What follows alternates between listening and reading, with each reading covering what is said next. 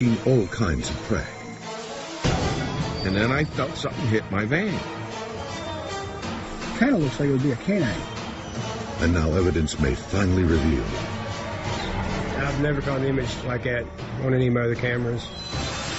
The existence of the hillbilly beast. Did you hear that? Something just threw a rock in the river in my direction. I can't believe it. Witnesses around the world report seeing monsters. Are they real or imaginary? Science searches for answers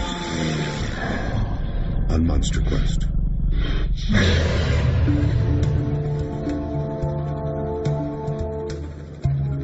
Kentucky is hill country.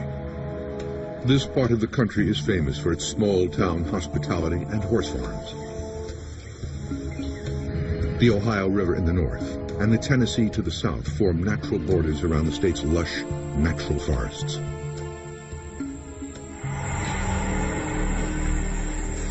But something strange may also be lurking in these woods. When we looked over there, there was a big, dark-colored creature standing across the slough. It wasn't walking on all fours. It was walking upright. The hair was long, a foot long, all over it, from top to bottom.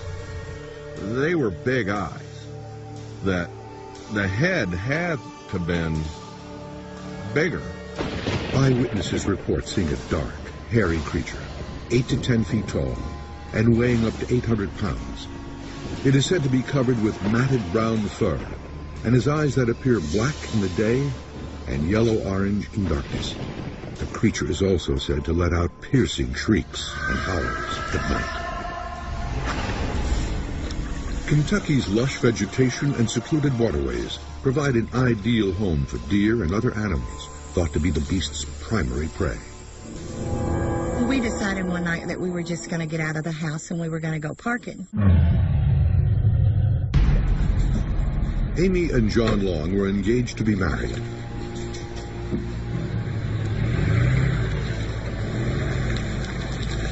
After pulling over on a secluded country road, they suddenly realized they were not alone. We sat there and it was real quiet and we had the windows down on the truck and you could hear something breathing. I leaned my head out the window and I heard a noise and it just started going. Ruh, ruh, ruh, ruh. The couple had lived in the area all of their lives, but they had never heard an animal sound like this one. And I told my fiance at the time, I said, there's something out here. And it kept getting closer and closer. And he said, let's get out of here. John threw the truck into gear and began to drive away when he heard the sound again. He slowed and shined a flashlight in the direction of the noise.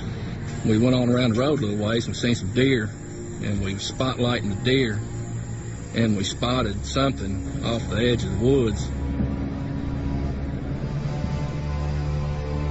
They'll never forget what they saw. It was huge. It had long hair-like substance on it. That was pretty good size, walking on its back legs.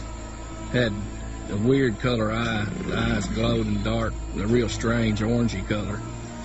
And it appeared to be maybe 7 foot tall and real long, shaggy hair. It looked at us and would look away, and look at us again, and it would look away. And then it focused on the deer. John and Amy believe the creature was closing in on a kill. I think it caught one because as we pulled up to the other little creek that we were at, you could hear a deer just holler and just, blah, like it had been caught.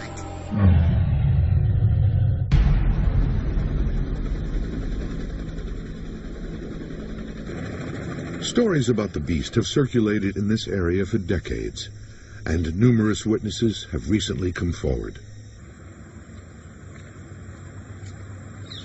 Tim Farmer works with Kentucky's Department of Fish and Wildlife and is skeptical that such a creature exists. I have people that call with sincere sightings of things that they think they have seen. And I would never, ever in a million years call somebody a liar. I would disagree with some of the sightings. Farmer thinks the sightings are an instance of misidentification of black bears. These mammoth creatures were only recently confirmed to exist in Kentucky. Now, some of these bears get pretty big. They can stand up. You know, when they stand up, they look huge. And there are variations of color. A bear can have a cinnamon color. So they can be a brown, they can be a black, but all variations of the black bear.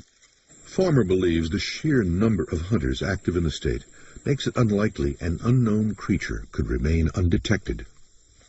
For the hunter who's out there who really wants to see what's going on in the woods, he has a trail cam. There are thousands, probably tens of thousands of these in Kentucky.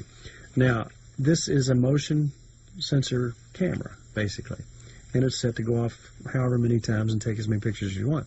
And my thinking is, if there's anything out there that we didn't know about with these thousands and thousands of cameras out there, surely you would think that something like that would set one of those trail cams off. But camera traps may have captured something that cannot be explained.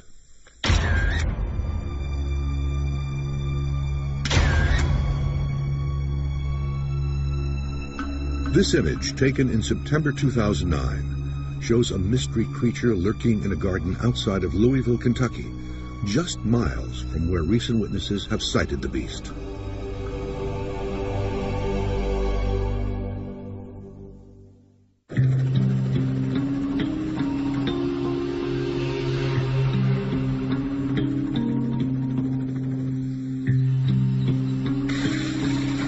It is in this area, close to where the image was taken, that the expedition team will begin their search.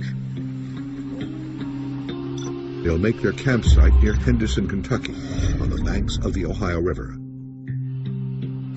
They'll begin their investigation by interviewing eyewitnesses. This place has a long history of creature activity that stretches back for decades, and I think if we just concentrate our search around this area here and work our way out, we might, find some trace evidence and just go from there. When I get to a spot, what I'd like to do is get there a few days in advance if possible. Mark Peterson, a professional animal tracker, will lead the expedition. And go out and locate natural travel corridors, pathways, trackways, things like that, and look for animal sign, food source, and water source. Predators the size of the hillbilly beast tend to hunt at night. So Peterson has brought 2 cameras that the team will mount in the woods to allow for a night observation of the area. They'll also scour the woods on foot to search for physical evidence of the creature.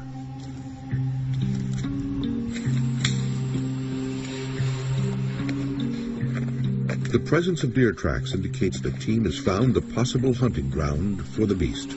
The dew tracks on a buck are very low to the ground. They're right on top of the hoof. Whereas on a doe, if you look at any of these, here, you won't see the dew clot, even in the mud.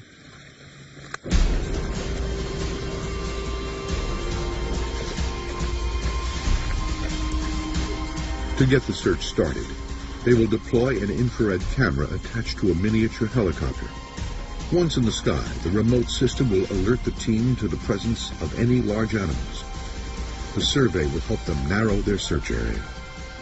With the helicopters, we can get up to about 400 feet of altitude, moving around an area of about an acre to look for whatever's out there. The camera will transmit images wirelessly to a monitor on the ground.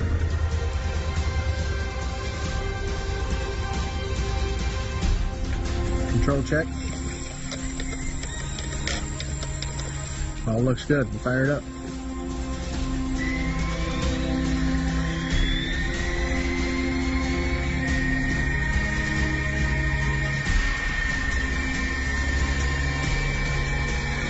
Give me a look left toward the tree line.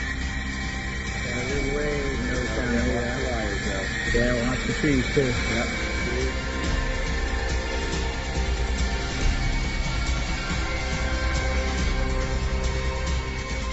You can set it down anytime you want right now. The team believes the beast is nocturnal, so they'll wait for dark before searching. We're in an area that has a lot of creature activity, and it's been going on for a long time. And it's just a really creepy area, especially at night.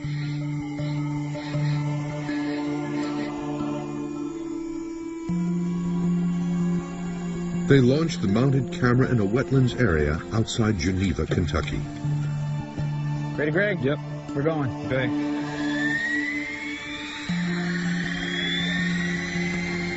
Cool. You're good both directions on the road. All right, we're going across. Okay, maintain that height going across. Okay? The red tones show heat and can indicate life forms on the ground. All right, I'm pan left. Sideways.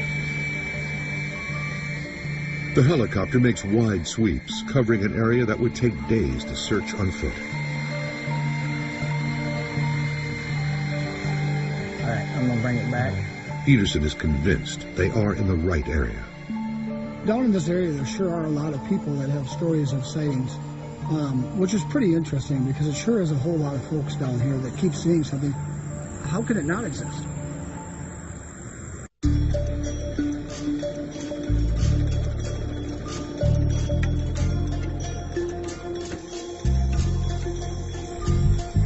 Monster Quest has traveled to Kentucky, searching for the hillbilly beast thought to be stalking the local woods. The legends about the creature's existence go back centuries. Many are linked to frontiersman Daniel Boone, who helped settle Kentucky. Boone told a biographer about killing a 10-foot hairy beast he referred to as a yahoo. Boone took the reference from his favorite book, the 1726 novel Gulliver's Travels. He believed the creature resembled those in the book. We call them the old people of the forest. They were here long before we were. Michael Manfox-Booley is Cherokee, one of the many tribes that lived near this area. Still in this field somewhere. The Cherokee legend about a frighteningly large creature has been passed down for generations. My grandfather told me a story about his father having 2 prize hogs, and I assumed they weighed 250 pounds each probably, and this creature came in, grabbed both of the hogs, one under each arm. It had a wood fence, rail fence around the hogs, stepped over the fence with both hogs under each arm and ran off into the woods. They're big, hairy, probably 8 feet tall. They use the creeks and the waterways for their pathways to get places. That's why you don't find a lot of their footprints. The recent eyewitness reports match the legends, but evidence of the beast has been elusive until now. I've been putting cameras out now for probably 10 years. Okay. In 2009, Kenny Mahoney, an avid hunter, set up some of the trail cameras he uses to track deer and other game. I have a razor garden, and wildlife eats quite a bit of it, so I put out a camera to see the pattern, see what's coming through the garden. He never expected to see something like this.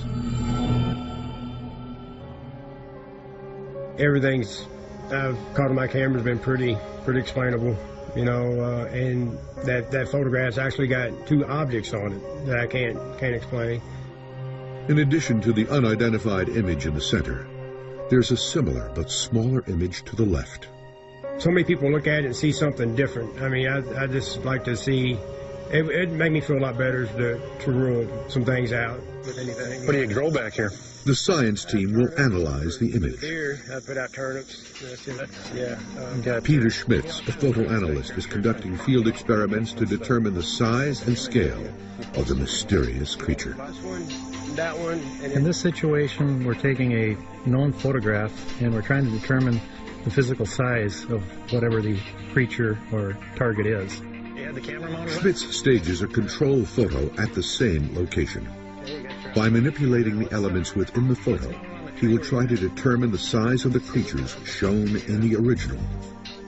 And by doing that, I can actually transpose the images over the top of each other and see and use that as a comparison for physical. Ideally, if we can have the exact same camera in the exact same position as soon after the original photo was taken at the same time of the day if the photo is taken outside, so we can duplicate lighting conditions. Less than 2 weeks have elapsed since the original photo was taken. Conditions for replicating the image are ideal. What are we looking at? About 35 yards to the spot where the creature was. Well, what we're probably going to want to do is put something of a known size over there, maybe a person. The game cam here. Mahoney's son, Kenny Jr., will stand in the area where the image was captured. Go ahead and get her set up, and we'll get a manual shot of him when he gets over there. Can you open up the tape measure to 3 feet? And get it so we can see it? Hold your hand on either side of that 3-foot length.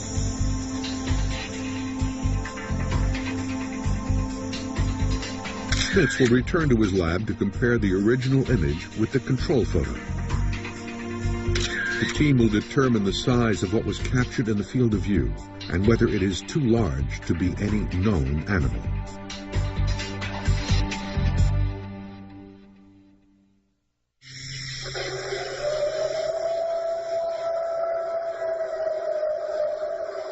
The expedition team is investigating the strange cries the creature makes at night. I've heard it kind of like make a howling noise. I've heard bobcats howling. It's nothing like a bobcat. Nothing comes close to what this was.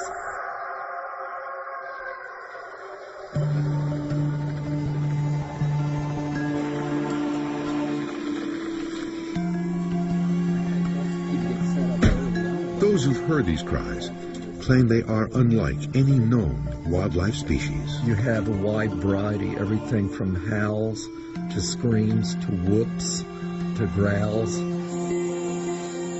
The team is outside of Lawrenceburg, Kentucky, where a number of witnesses have reported hearing the beast.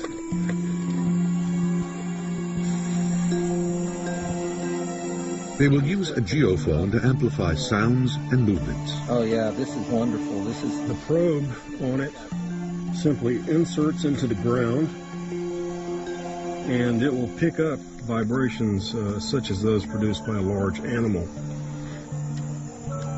The microphones and recording devices are synchronized and positioned in 2 locations to maximize audio coverage. This looks like a good place, eh? Yeah. Yeah, it's pretty stable. It's above the ground. These devices can also detect infrasound. Well, infrasound is sound that is basically defined as something that is below the range of audio or auditory perception of humans. There is evidence that large predators like lions and tigers use infrasound to communicate with each other. While infrasound is not audible to humans, the sounds are known to distress and disorient prey. It can cause organs to move and vibrate, your eyeballs to move and vibrate, and it can actually be physically and health-wise diminishing and bad for humans. Fox believes the hillbilly beast could have the capability to produce infrasound and disorient potential prey.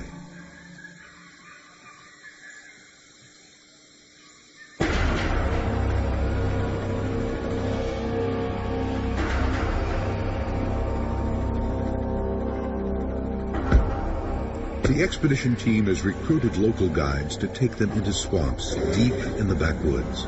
Many of the eyewitnesses claim to have encountered the monster near water. And obviously we're on the Ohio River, and animals by nature are lazy. They always take the path of least resistance. So rivers are natural travel corridors for any large-bodied animal. All right, let's get going.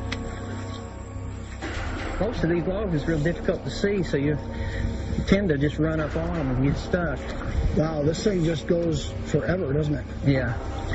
You get a lot of reported sightings of creatures down in these cypress swamps, don't you?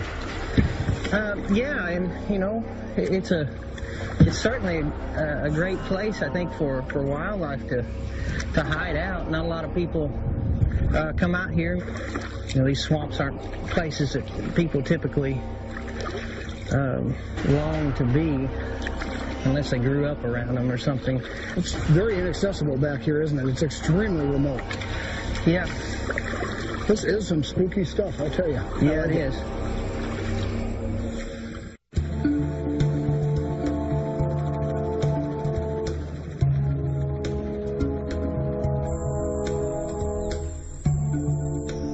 Monster Quest is combing Kentucky's backwoods for the hillbilly beast, a 7-foot flesh-eating monster. The expedition team is near Geneva, Kentucky. Fresh evidence suggests that many of the encounters have occurred on or near the area's many rivers and streams. And then I felt something hit my van and knock it.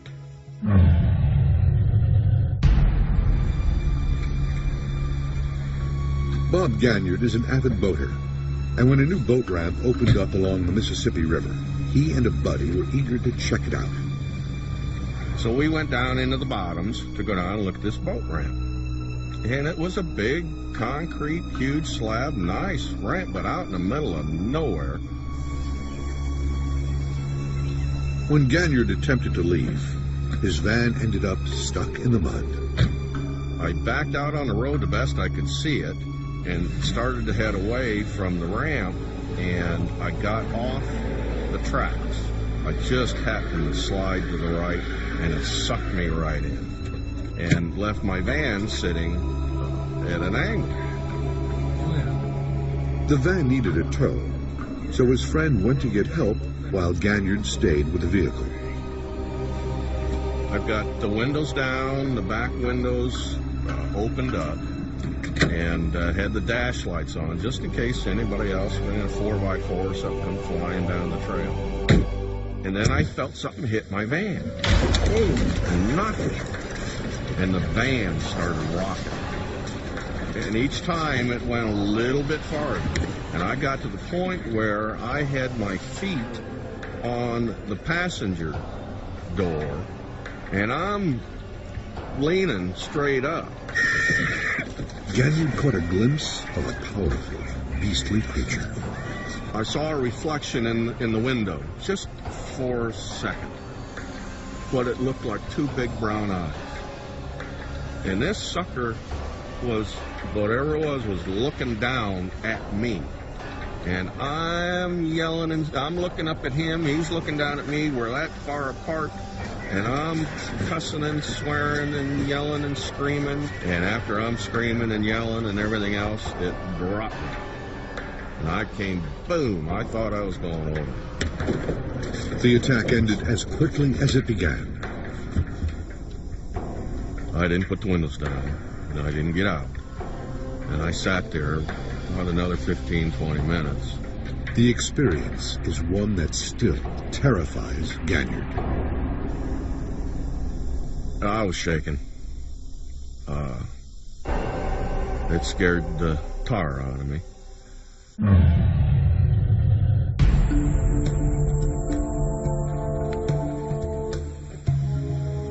The expedition team is exploring the woods outside Hebbardsville, Kentucky, This is a gorgon. where Michael Manfox Bewley recently discovered an unusual tooth. And literally right back here is where you found that tooth. Yes. I'm very curious to see what it is. I have my own idea. I believe it's one of these creatures too. Sure. But yeah, I'm very curious to see what it is. What do you think about that, Mark? Well, because of the shape of this, kind of looks like it would be a canine from something. Is that kind of what you think? I'm thinking it's canine tooth, yeah. Peterson immediately notes something else. Canines never have a double root. You know, it's like a single root. So that automatically tells me it's not a canine.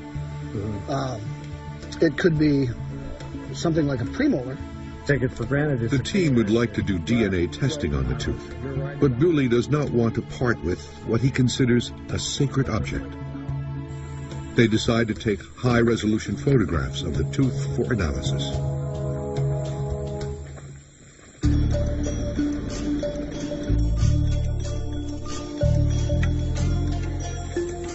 It will take solid proof to convince Tim Farmer that there are any unknown beasts in these woods. I'll probably been in every county, been in the woods, in the deepest, darkest part of the woods, been in tree stands and sat for hours, sat for 12, 13 hours in a day, and been able to see, you know, sometimes for a half a mile or better. And I have never seen anything like that. Farmer believes even the many reports of unidentified howls and shrieks have a logical explanation. There are so many odd sounds that different creatures make. Foxes make a huge amount of noise. Bobcats make a horrific noise in the woods. Coyotes can make the hair stand up on your neck, and they do a range of vocalization for different times of year, whether they're breeding or moving around looking for food. There's only one time that I heard something I didn't know what it was. I was on top of a mountain and I heard the awfulest sound I've ever heard in my life. I ran off the top of that hill, and I don't know how I didn't kill myself going down the mountain, but it was a fox. There are so many critters out there making so many noises. It's, you know, some nights it really lights up out there.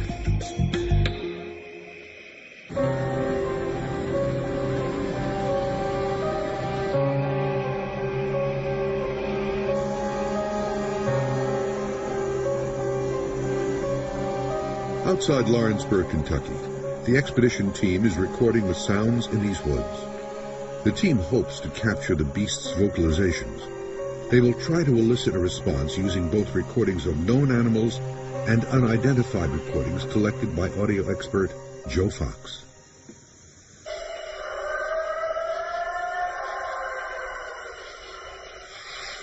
The team will run a nighttime experiment using a technique known as call blasting. Call blasting involves transmitting a sound into the wilderness in order to provoke responses from creatures nearby. It's now about 10 o'clock at night, and we're going to start with some call blasting. That's where we project pre-recorded sounds or vocalizations out at a higher than normal amplitude. Okay, we ready to go?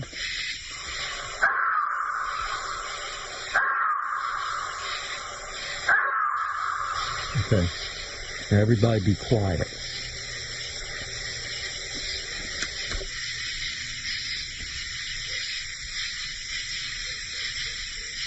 It's a dog. Yeah. The forest around them is active with animals. Has it been around? High-frequency responses the team can't hear will be picked up by the recording devices. Well, I hear something. Yes, it's to our south at about 10 to 11 o'clock.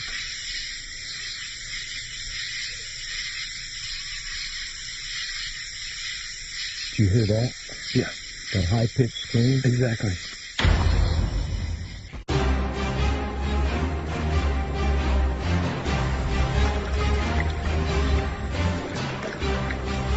The Monster Quest is in a remote cypress swamp deep in the Kentucky wilderness, tracking down proof of the hillbilly beast. When it stepped out of the trees, I sort of just jumped. Well, it did the same thing. Lynn Hutton took his 8-year-old son deer hunting along a trail not far from their home in Lawrenceburg, Kentucky. I'd taken him along just so he could see what it was like. The pair was in an area thick with cedar trees and trails, hoping to find deer.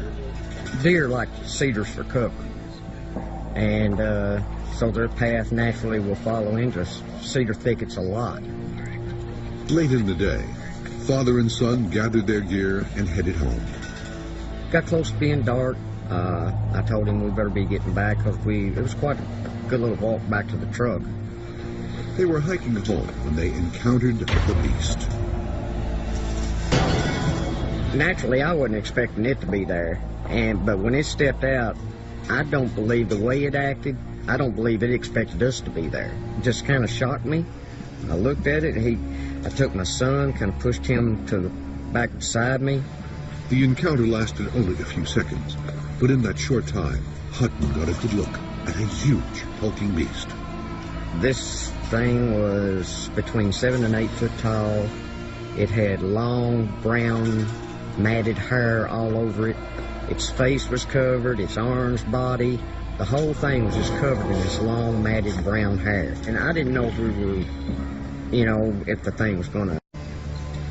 Hutton had a gun stashed in his coveralls. By the time I had thought to actually lay my bow down on the ground and unzip my coveralls and get my gun out, this thing stepped back into the cedar trees just like he stepped out. When the creature disappeared, Hutton and his son ran to their truck. He never reported his story to police. I wouldn't take anything for that minute or two, but at the same time, I don't want to do it again. It was scary. It really was scary. I mean, it scared me really, really bad, to the point that I never went deer hunting on that farm again. Never.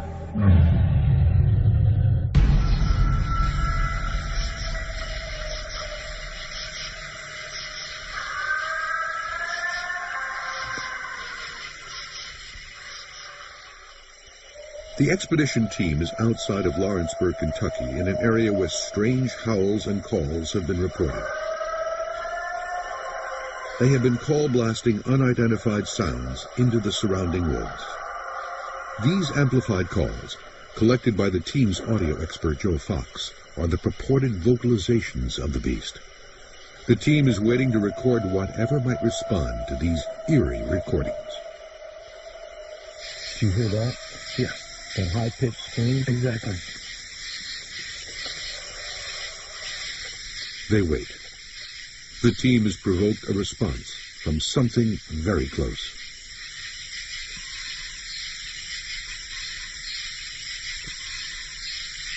That's very high frequency. I think what we're hearing off to the side over there is a screech owl. It's very high frequency.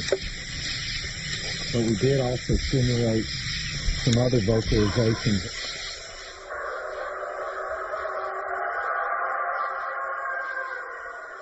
The team blasts the call several more times.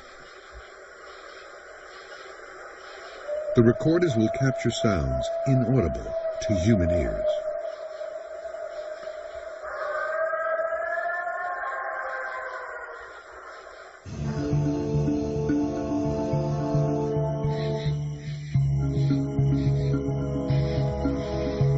The following day, the team reviews the tapes. Last night we made a number of projections out towards the river away from our base camp. The most interesting aspect, I thought last night, was the responses we got from the call blasting. They have identified the calls of a number of common nocturnal predators. A screech owl, a dog, a coyote. But there are also sounds they cannot identify. Those will have to be analyzed back at the lab.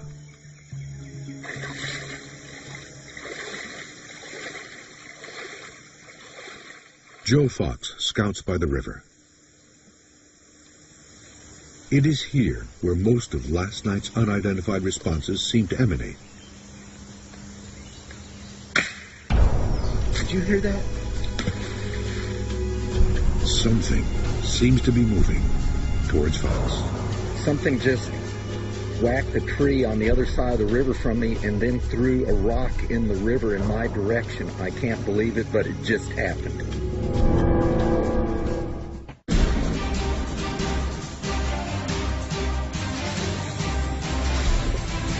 Monster Quest is in Kentucky, hunting for the truth behind repeated sightings of the hillbilly beast.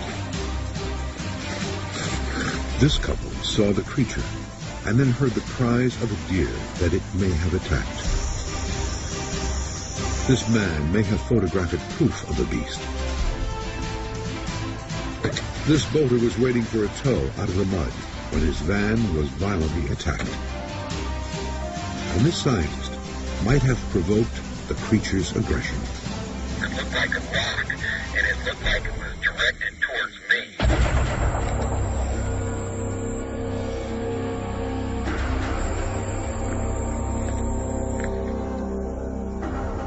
The expedition team has received a response they did not anticipate. Something is moving near the river, and an object hurled in the direction of Joe Fox has him on edge. Do you copy? Over. The rest of the team heads to Fox's location. Okay, man, we're on our way. We'll just see you in a little while. Over. The team searches the woods as the daylight hours slip away. They can find no sign of the creature, but something seems to be on the move, and it is agitating a pack of nearby coyotes. I have to admit that when I turned around and I saw that rock being thrown in my direction from the other side of the river, it really sort of frightened me because it's something that I'd never experienced before.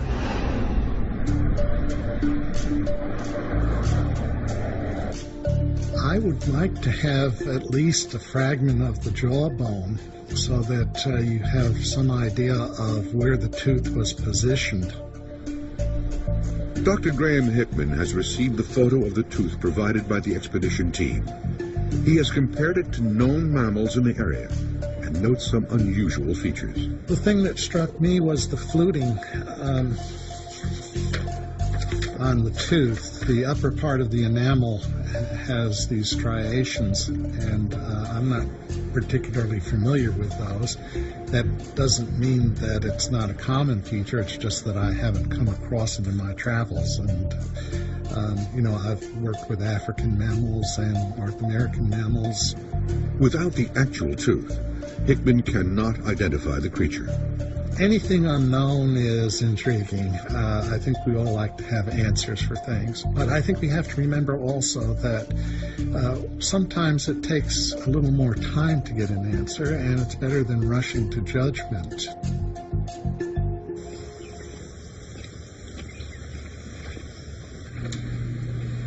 The Kentucky field audio recordings are being analyzed at Texas A&M University. The process involves listening to each tape, making files of the sounds, and analyzing them with computers. The team makes a startling discovery. There were a number of vocalizations that we listened to and that we recorded at the site that didn't really fit into any categories. We identified probably 15, 16 known species in the vocalizations. But on top of that, we had another 20 or 30 that we had no idea what they were. All animals have a range of fundamental frequencies in their vocalizations. The whole context of and this is around 300. While in the field, the team heard coyotes stirring. Now they learn that a mysterious howl set off the pack. The interesting thing about these coyote vocalizations is that some of them were preceded by some of these unknown vocalizations that we heard, which were unlike the coyote vocalizations themselves. You hear that call? We're getting some howls as well. Yeah.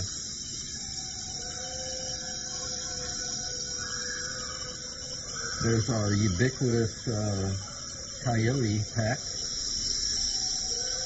Here's what we think is a pre-howl that sets off these subsequent vocalizations with the coyotes.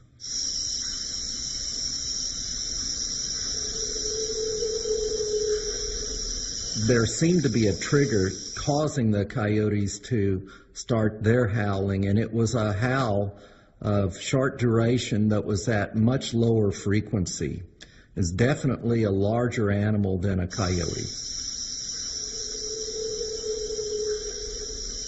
We can draw some conclusions, and they're not precise conclusions, in that there are some unknown vocalizations out there, and it just calls for the need for more investigations like this to bring into context what we might be hearing.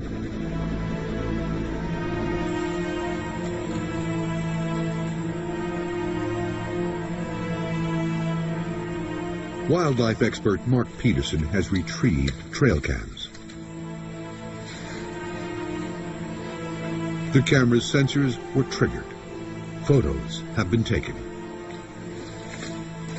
We've got two sets of trail cams that we'll look at now. The first set, we've got 4 photos. The weather has been terrible out here, so we didn't do a lot on our trail cams. We got a couple of deer, He's coming down that draw. The deer are thought to be a food source for the creature. Coyote. Yeah. How many people do you think you talk to a year that claim to see something, on average? Well, on average, about 15 or 20 a year 15 throughout the state. The shot of what appears to be the Image expert Peter Schmitz has analyzed the photo of the strange creature taken by a Kentucky man in the fall of 2009. I immediately started looking at what else was in the image besides the perceived creature. I look at things such as corn that was growing in front of the creature. Based on the corn stalks, I estimated the creature to be fairly large, in that possibly 3 feet across, shoulders, height-wise, 6+ feet. To compare, Schmitz took a control photo in the same location as the original. The calibration photo uses a tape measure to determine width and distance in the original. I can now go in and actually measure from shoulder to shoulder with my calibration file already in place. Anywhere from 2 to 2.5 feet. After further investigation and really studying the image closer, along with several other photos that were taken from the same game camera, there were other images that popped up that suddenly started to make sense. What we learned was that the target that we thought was at a greater distance from the camera was far closer, much closer, probably within 10 yards of where the camera was located. So now, once we've determined that, we suddenly realize it's not the large creature that we thought it was. It's a bird.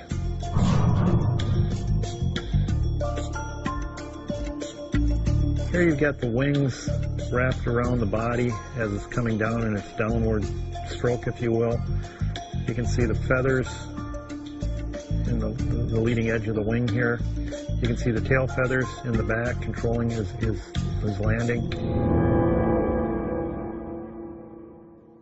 For the man who took the photo, Schmitz's scientific analysis doesn't solve the mystery of the beast. Just acres and acres of wilderness that, people just really are scratching the surface on. And I don't believe that it's out of the question for something to be back there that we don't know about.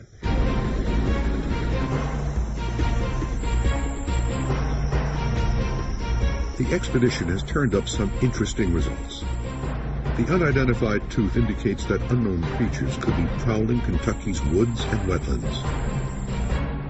The analysis of the trail cam photo is likely that of a bird landing, but the other shape remains unidentified. And the call blast recordings suggest that there is an unknown beast lurking in these woods.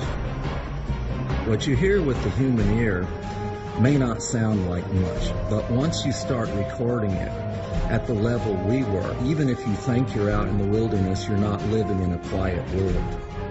If this creature does exist, it's not difficult for me to believe that it's been undiscovered. They're discovering new creatures all the time. I think this creature, whatever it is, I think it's a little bit more